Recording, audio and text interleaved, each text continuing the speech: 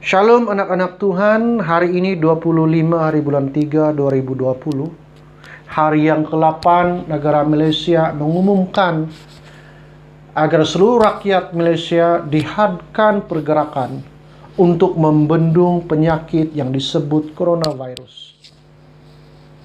Apakah maksud ini bagi anak-anak Tuhan? Apakah rencana Tuhan bagi kita?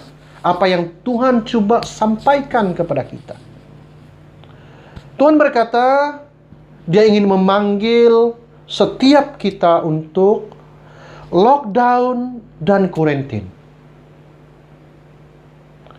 Coronavirus ini telah merebak lebih daripada 180 negara. Dalam tempo kurang dari 6 bulan.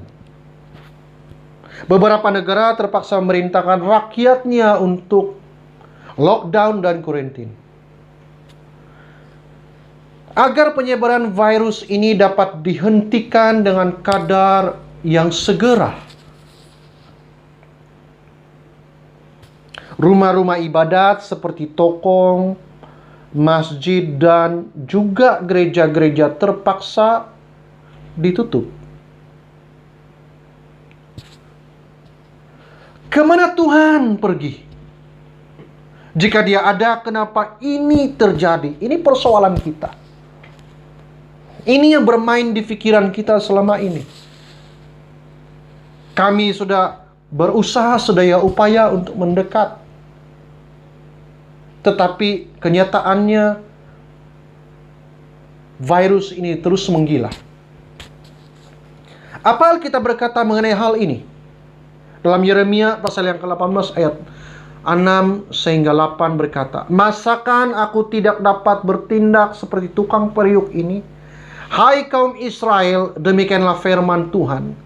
Seperti tanah liat di tangan tukang periuk, demikianlah kamu di tanganku, hai kaum Israel.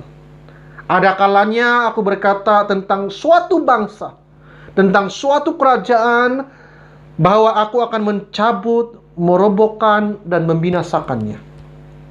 Tetapi apabila bangsa yang terhadap siapa aku berkata demikian telah bertobat dari kejahatannya, maka menyesallah aku, dan bahwa aku hendak menjatuhkan malapetaka yang kurancangkan itu terhadap mereka."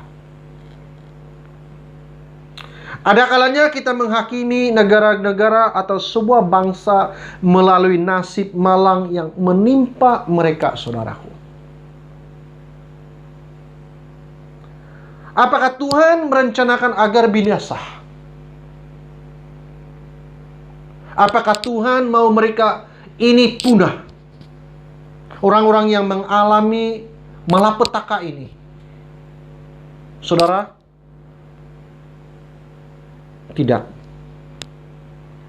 Tuhan merencanakan agar mereka bertobat. Anda dan saya adalah umat yang diberkati.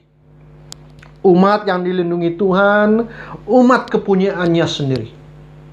Kita selalu berpikir beruntung memiliki Tuhan yang adalah kasih. Kita berpikir bahwa kita pasti luput dari bencana karena Dia yang melindungi kita. Para hamba Tuhan sibuk dengan pelayanannya masing-masing. Sibuk dengan jadwal pelayanan yang padat. Para jemaat sibuk mengikuti aktiviti-aktiviti gereja hampir setiap hari. Tiba-tiba gereja terpaksa ditutup karena coronavirus ini. Saudara kasih dalam nama Tuhan. Kenapa Tuhan ini terjadi? Apakah corona ini lebih berkuasa daripada engkau? Sehingga memiliki wibawa untuk menutup persekutuan anak-anak Tuhan. Alkitab menjawab kita, saudara. Dalam Yeremia pasal 18, 9 hingga 11, "Ada kalanya aku berkata tentang suatu bangsa dan suatu kerajaan, bahwa aku akan membangun dan menatap mereka. Tetapi apabila mereka melakukan apa yang jahat di depan mataku dan tidak mendengarkan suaraku, maka menyesallah aku bahwa aku mendatangkan keberuntungan yang kujanjikan itu kepada mereka. Sebab itu, katakanlah kepada orang Yehuda dan kepada penduduk Yerusalem, beginilah firman Tuhan. Sesungguhnya aku ini sedang menyiapkan malapetaka terhadap kamu dan merancang rencana terhadap kamu. Baiklah kamu masing-masing bertobat dari tingkah lakumu yang jahat, dan perbaikilah tingkah lakumu dan perbuatanmu. Tapi Tuhan, kita menjawab, kami tidak berbuat jahat. Kami melayani Engkau setiap hari sesuai jadwal kami. Tuhan menjawab. Dalam Matius pasal 6, 1 hingga 2, ayat 1 sebenarnya.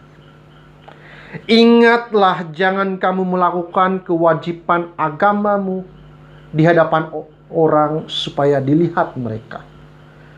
Karena jika demikian, kamu tidak memperoleh upah Bapamu yang di surga. Apakah maksudnya ini, saudara? Pelayan mingguan sudah mencanang di tiap kali pengumuman aktiviti mingguan. Tiap-tiap minggu kita mengumumkan hari ini dan hari ini dan hari ini dan hari ini kita ada aktiviti demikian-demikian. Dan jemaat mengikutinya. Para hamba Tuhan pun terlibat di sana. Matius 6 ayat 6 berkata, tetapi jika engkau berdoa, masuk dalam kamarmu, tutuplah pintu dan berdoalah kepada Bapamu yang ada di tempat tersembunyi. Maka Bapamu yang melihat yang tersembunyi akan membalas kepadamu. Apakah maksudnya ini, saudara? Kegairahan doamu di depan umum, apakah melebihi dari dalam bilik doamu sendiri? Itu persoalannya, saudara. Apakah ketika kita berdoa di depan umum lebih bergairah, lebih bersemangat? Atau kita bersemangat berdoa di tempat, di bilik, di tempat tidak siapapun yang memperhatikan kita? Yesaya 26 ayat 20 berkata, marilah bangsaku, masuklah ke dalam kamarmu, tutuplah pintumu, sesudah engkau masuk bersembunyilah barang sesaat lamanya sampai amarah itu berlalu. Firman Tuhan berkata. Tuhan memanggil kita untuk apa, saudara? Untuk lockdown dan quarantine sesuai ayat suci ini. Alkitab berkata di 2 Tawarik 7, 13 hingga 14 berkata, bila mana aku menutup langit sehingga tidak ada hujan, dan bila mana aku menyuruh belalang memakan habis hasil bumi, dan bila mana aku melepaskan penyakit sampar, penyakit yang kita alami sekarang yang tidak memiliki obat, coronavirus, di antara umatku, dan umatku yang atas namaku disebut merendahkan diri, berdoa dan mencari wajahku, lalu berbalik dari jalan-jalannya yang jahat, maka aku akan mendengar dari surga dan mengampuni dosa mereka, serta memulihkan negeri mereka. Mari kita melihat daripada kedua sisi ayat Alkitab ini, dari Yesaya dan juga Tawarik ini, saudara. Tuhan memanggil setiap kita untuk lockdown di bilik doa kita masing-masing, untuk merendahkan diri dan mencari wajah Tuhan. Kemudian memohon Tuhan kuarantin hidup kita dari jalan-jalan yang menurut pandangan Tuhan adalah jahat. Kadang-kadang menurut pandangan kita apa yang kita lakukan itu adalah baik, tapi belum tentu itu baik di hadapan Tuhan. Bagi umat Tuhan, corona adalah panggilan Tuhan untuk sebuah kebangunan rohani secara universal pada akhir zaman ini. Apakah maksudnya, saudara? Kenapa saya berkata coronavirus ini adalah panggilan Tuhan untuk sebuah kebangunan rohani? untuk menyeluruh. Corona membawa maksud call of revival of nation agent. Itu maksudnya.